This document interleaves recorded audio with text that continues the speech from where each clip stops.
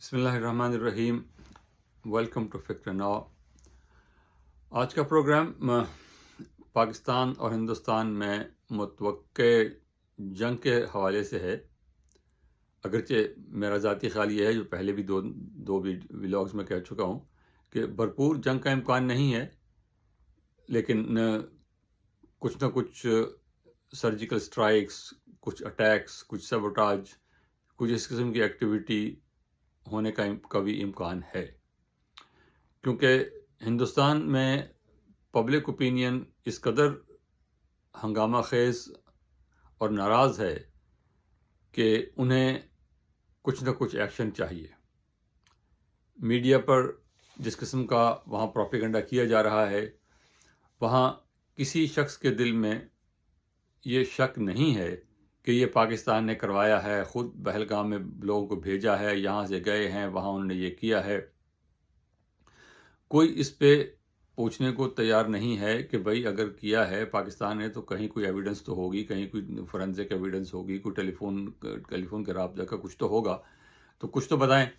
لیکن کیونکہ اس بات کو پوچھنے کی ضرورت ہی نہیں ہے، یہ سب سے پہلے پتہ ہے کہ پورا جو نیریٹو ہے وہ آج سے نہیں، پچھلے کم از کم 20-25 سال سے وہ نیریٹو وہاں بلڈ ہو رہا ہے، اور اب پچھلے 10 سال میں تو بہت زیادہ ہی ہو گیا ہے کہ یہ جو بھی ایسی قسم کی حرکت ہندوستان میں ہوتی ہے وہ پاکستان نے کرائی ہے، اس پہ کوئی سوال پوچھنے کا کوئی ضرورت ہی نہیں ہے۔ تو ایسی صورت میں بھارتی حکومت کے لیے کچھ نہ کچھ کرنا ضروری ہے ان کے لیے۔ پچھلی دفعہ 2019 میں جو کارروائی انہوں نے کی وہ اپنی طرف سے بہت بڑی کارروائی تھی۔ 12 جہاز آئے اور حملہ کر کے واپس چلے گئے۔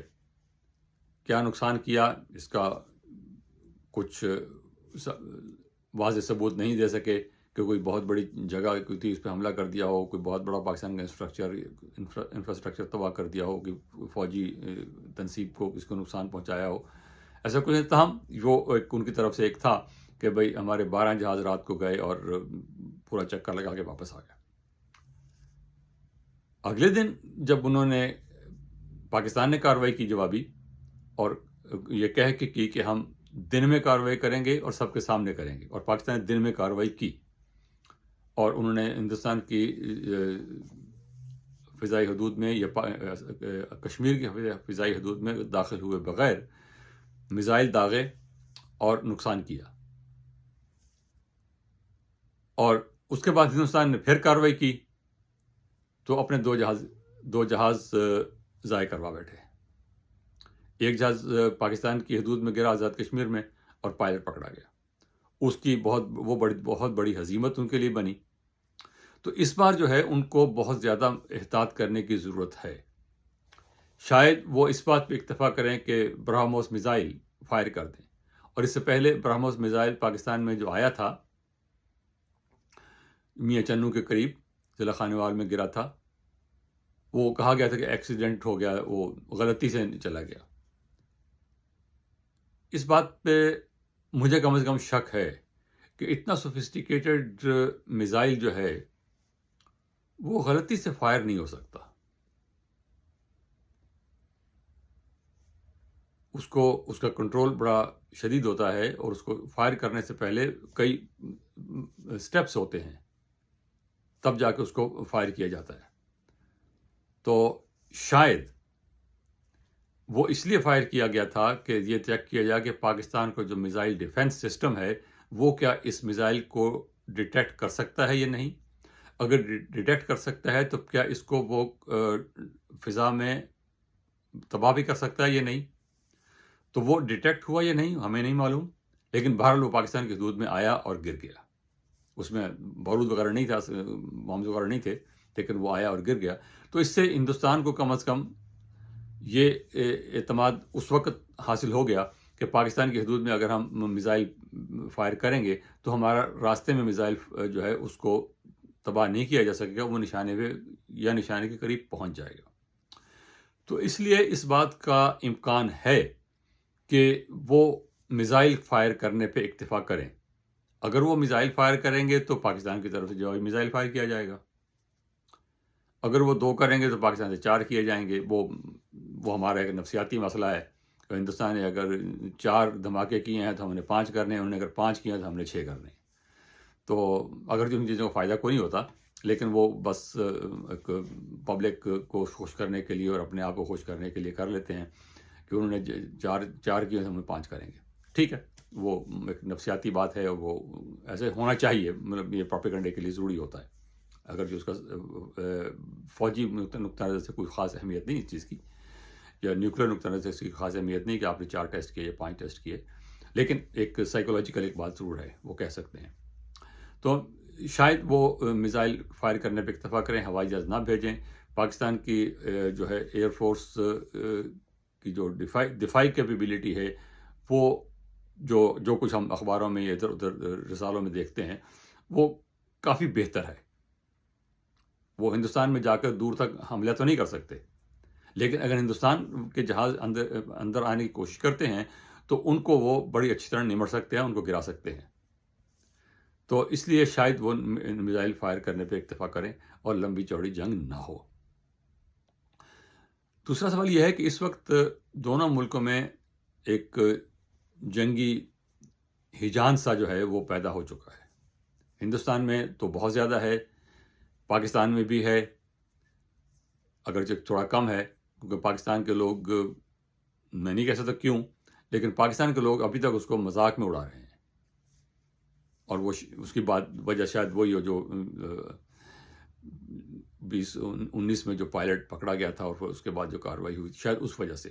لیکن جو بھی ہے, تو عوامی حد تک بات کر رہا ہوں میں, لیڈرشپ کی بات نہیں کر رہا ہوں, عوامی حد تک یہ جو ہے سوشل میڈیا کی حد تک جو بات کر رہا ہوں, وہ یہ کہ وہ ان کو ایسے مذاق میں اڑا رہے ہیں, اس چیز کو سیریسلی نہیں لے. تو اس کا مطلب یہ ہے کہ پاکستان کے لوگ جو ہیں عام طور پر کوئی خاص خوفزدہ نہیں ہے. یہ ایک پازیٹیو چیز ہے, اچھی چیز ہے. تاہم ایک طبقہ ایسا ہے جو کچھ کہیں حد تک گوما گو میں ہے, اور کسی حد تک وہ اس وہم میں مبتلا ہیں کہ شاید مودی کی حکومت پاکستان کا اتنا نقصان کر دے, اتنا بڑا حملہ کر دے کہ ہماری حکومت کو جو ہے عمران خان کو رہا کرنا پڑ جائے.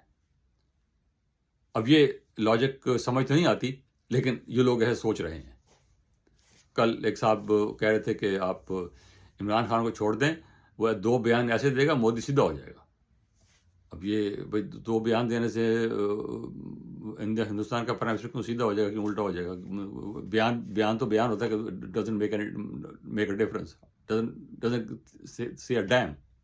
اصل چیز تو یہ ہے کہ آپ ایکچولی کیا کر سکتے ہیں.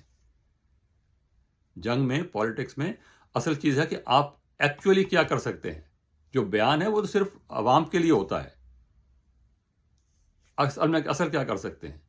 لیکن ان لوگوں کو اس حد تک جو بالکل انوالو ہیں اس میں, اس حد تک انوالو ہیں, اور وہ لوگوں کو جو ہے کچھ سمجھانے بجھانے کی ضرورت ہے کہ وہ اپنے لیڈر کو انبیاء سے کمپیئر کر رہے ہیں, اولیاء سے کمپیئر کر رہے ہیں کہ اتنے مقبول تو انبیاء بھی نہیں تھے. حالانکہ وہ بات غلط ہے, بالکل ایک لغو بات ہے. وہ اس قدر لغو ہے کہ اس سے بات ہی نہیں ہونی چاہیے. لیکن اب ملک کا ایک سابق صدر ہے, وہی کہہ رہا ہے اور سب کے سامنے کہہ رہا ہے, اور آن ریکارڈ کہہ رہا ہے, اور پھر بعد میں کیا بھی رہا کہ سیاق کو سباق سے کاٹ گئی. تو وہ یہ جو اس قسم کی جو ذہنیت ہے, اس کے لیے آپ کو تیار رہنا ہوگا. اگر ان کو نظر آیا کہ پاکستان کا تھوڑی سی بھی پاکستان کی فوج کو کچھ کمزوری نظر آئی ان کو, تو یہ شرارت کریں گے. لیکن ان کی تعداد زیادہ نہیں ہے, ان کی تعداد زیادہ نہیں ہے, اور یہ کچھ کر نہیں سکتے. لیکن سوشل میڈیا کیونکہ ان کے ہاتھ میں بہت ہے, تو سوشل میڈیا پہ جو ہے وہ شور مچاتے رہیں گے, کرتے رہیں گے, اور اس قسم کی تقریریں بھی کرتے رہیں گے کہ وہ ہمارا جو لیڈر ہے وہ تو بس مسیحا ہے, اور وہ انبیاء سے بھی زیادہ جو ہے وہ مقبول ہے. اور حالانکہ انبیاء جو ہیں وہ مقبول نہیں ہوتے, وہ مقبولیت نہیں ہوتی. ان کا اخلاق ہوتا ہے, ان کا کردار ہوتا ہے, ان کا مشن ہوتا ہے, اور سب سے بڑی بات کہ ان کو خدا کی طرف سے مقرر کیا جاتا ہے. یہ پتہ نہیں کہاں سے یہ لوگ اس قسم کی باتیں سوچتے ہیں. میں بھی مجھے مطلب تکلیف ہی ہوتی ہے بات کرتے ہوئے کہ ایک سابق صدر ملک کو 4 جماعت تو پڑھا ہی ہوگا، ان پڑھ تو نہیں ہے، وہ یہ بات کر رہا ہے. تو ان لوگوں سے آپ کو ہوشیار رہنا ہوگا، لیکن ایٹ دا سیم ٹائم یہ کچھ ایسا کوئی نقصان نہیں کر سکتے. لیکن یہ کلٹ بنا ہوا ہے، اور کلٹ فالوئنگ جو ہے وہ اس حد تک ڈینجرس ہوتی ہے کہ کوئی بھی اقدام کر سکتی ہے. تاہم اس بات کو میں یہاں ختم کرتا ہوں. تو باقی ہمارے چینل کو سبسکرائب کیجئے، پھر انشاءاللہ اس پہ کل پھر بات ہوگی. دوستوں نے کہا تھا کہ اس پہ امریکہ پالیٹکس پہ، امریکی ٹیرف سے بات کرو، لیکن یہ صورت ایسی بن گئی ہے کہ اب وہ بات پیچھے چلی گئی ہے. انشاءاللہ اس پہ اگلے چند دنوں میں پھر امریکی پالیٹکس پہ اور اس پہ بات کریں گے. خدا حافظ. Thank you.